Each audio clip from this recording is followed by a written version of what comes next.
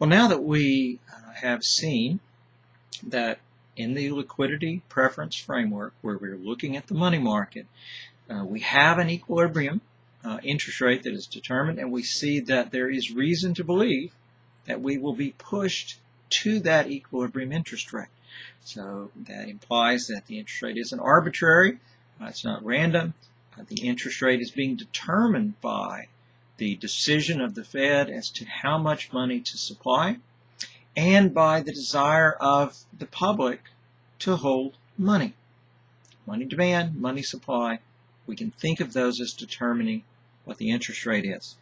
What we should consider now is what can cause the money demand curve to shift. Because if it shifts, then that will have an impact on what interest rates will be. We are going to focus on two factors that will have are shift factors for the demand curve for money. And these two are the income effect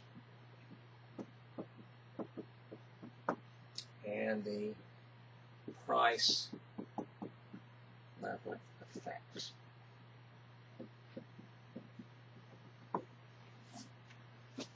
Okay, let's say that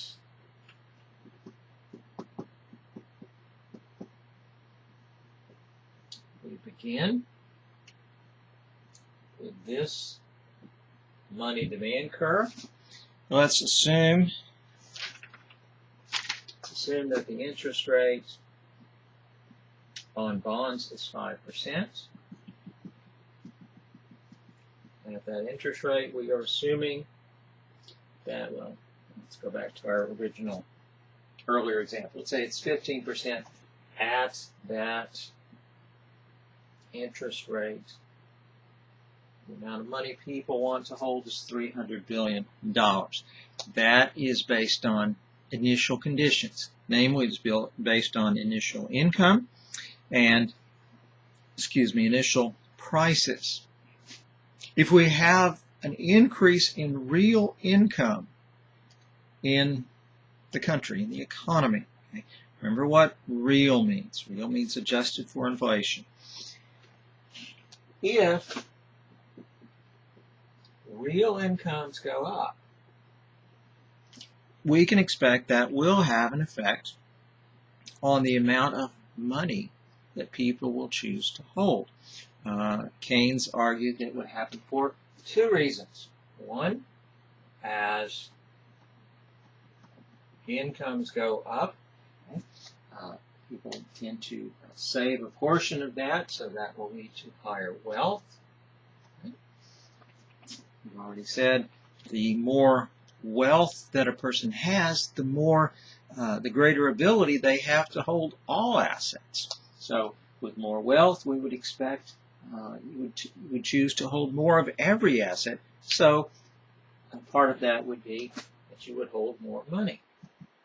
So if the interest rate were still at 15%, quantity of money demanded would be something larger, say 310 billion, because the increase in income, which led to an increase in wealth, and that led to an increase in the quantity of money demanded. We're seeing that the money demand curve shifts to the right. So an increase in money demand occurring because of this assumed increase in real income. Other part of this, or the other reason for it, is if your income goes up, how does that affect your spending? If you have more income, you're going to spend more. And in order to spend more, you have to have more funds with which to finance those transactions. Okay? So greater income implies more transactions to finance. And if you're planning to spend more money, finance more transactions, you're going to hold a larger quantity of money in order to finance that larger amount of spending. So this is a second reason why an increase in income will tend to increase the quantity of money demanded for each interest rate, and that means the whole demand curve is going to shift to the right.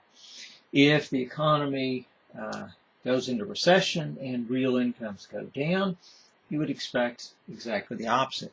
If incomes are falling, then wealth is likely to be falling as well. With less wealth, you are going to reduce your demand for most assets. So that would shift it to the left. Also, if your income is lower, you're not going to buy as many things. You don't engage in as many transactions. So you don't need as much money to finance a smaller volume of transactions. So again, two reasons why when income falls, demand will decrease, which is a shift of the entire curve. Okay. Second shift factor for money demand curve, the price level effect.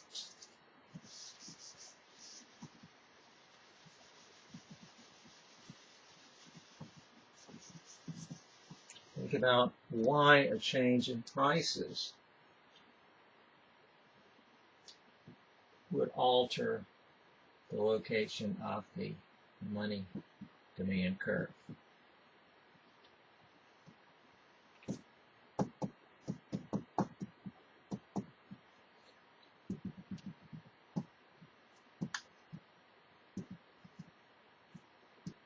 Let's say we begin right here.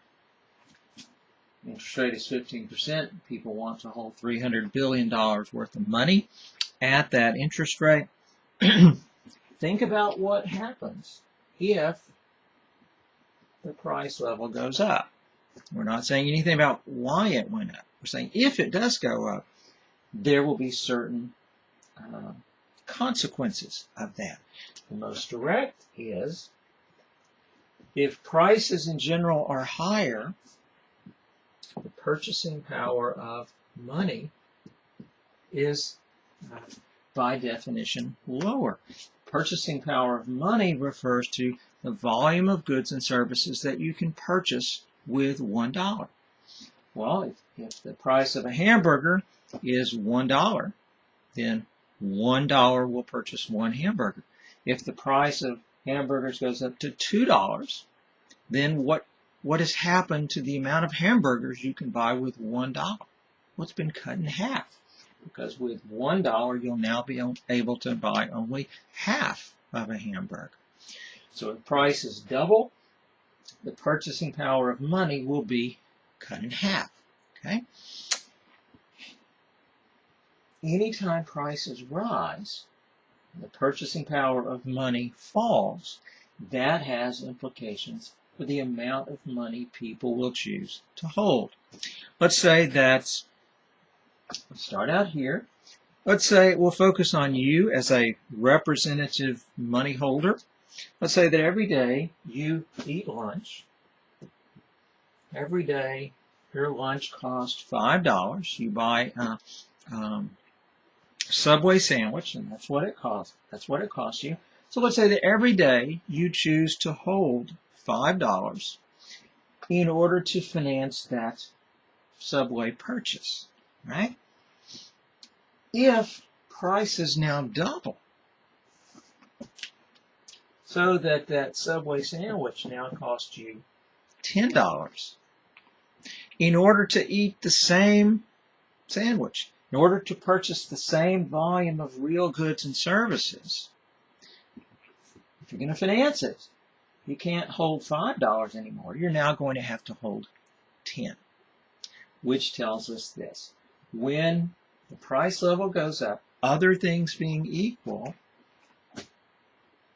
people will choose to hold a larger quantity of money now than they would have held before. If prices double, then they would have to hold $600 billion in order to finance the same real purchases that they were making before. In other words, because of the increase in the price level, the demand for money curve, or demand for money increases, which means a rightward shift of the curve. Okay? Think about it intuitively. If prices are higher, then to purchase the same real goods and services, you have to hold more money. And if prices are doubled and you hold twice as much money, then the purchasing power of the money you're holding, the volume that you're holding, has been brought back to what you had before. If prices drop, so that Subway sandwich costs you only $3, you don't have to hold as much to purchase the same sandwich. So at the same interest rate, the quantity will go down. The entire money demand curve would shift to the left. It would be a decrease in the money supply as a result of the drop in the price level. Notice what we've seen so far here. If real income goes up, or if the price level goes up, what happens to the demand for money? Shifts to the right. It's an increase. If real income goes down, or if prices go down, then demand for money curve is going to shift to the left. Okay? For money supply,